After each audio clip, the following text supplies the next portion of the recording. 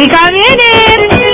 Masamang-masama raw ang loob ni Jeneline Mercado dahil sa paghihiwalay nila ni Patrick Garcia. Aminado si Jen, di na siya umaasang magkakabalikan pa sila. Yan ang chika ni Lars Santiago.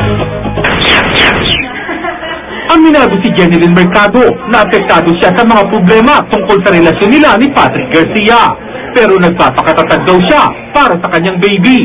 Umaasa pa ba siyang magkakabalikan sila ni Patrick? Hindi na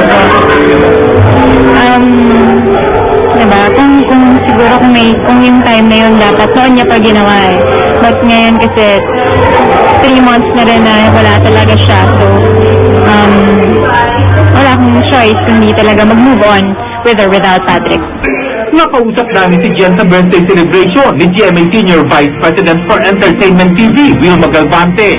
Si Patrick naman, ayaw na munang magsalita tungkol kay Jen. Ang kanyang manager ang nagsalita para sa kanya.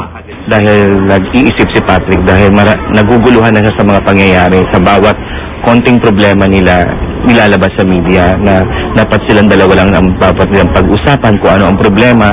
Nagpasya na si Jen na Mercado ang ipagamit na apelyido sa bata. It's mine. It's my own. So, surname ko, yung ibibigay ko, and hindi naman nila naamin. Hindi naman sila sigurado kung saan nila to. Kinikilala ni Patrick ang batang dinadala ni Jeneline. Sinatanong ko siya, sinasabi niya sa kanya ang batang yon.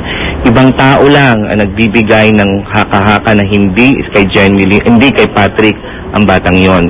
Hindi itinatanggi ni Jen na masama ang loob niya kay Patrick. Pero hindi rin niya ikinakaila na mahal pa rin niya ito. Nothing's gonna change my love. Parang talaga, syempre, siya yung father ng anak ko. And even hindi niya ito tanggapin, it's okay. Still love him. Lars Santiago, updated sa showbiz happening.